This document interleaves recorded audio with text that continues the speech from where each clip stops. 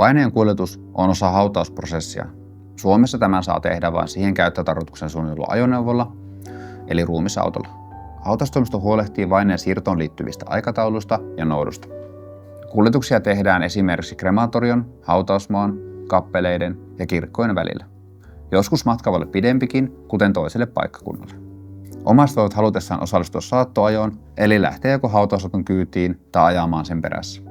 Arkkuun siirto ja vainajan vaatetus sovitaan yhdessä omaisten kanssa ja hautaustoimisto huolehtii vainajan pukemisesta. Vaihtoehtona voidaan käyttää hautaustoimiston tarjoamia perinteisiä vaatteita tai pukea vainaja omiin vaatteisiin toiveiden mukaan. Arkkuun voi pukemisen jälkeen lisätä esimerkiksi ruusun tai vainajalle tärkeitä muistoesineitä tai kirjejä.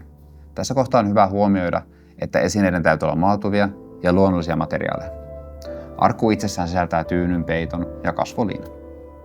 Jokainen yksityiskohta mietitään, jotta kaikki sujuisi arvokkaasti ja vainajaa kunnioittaen.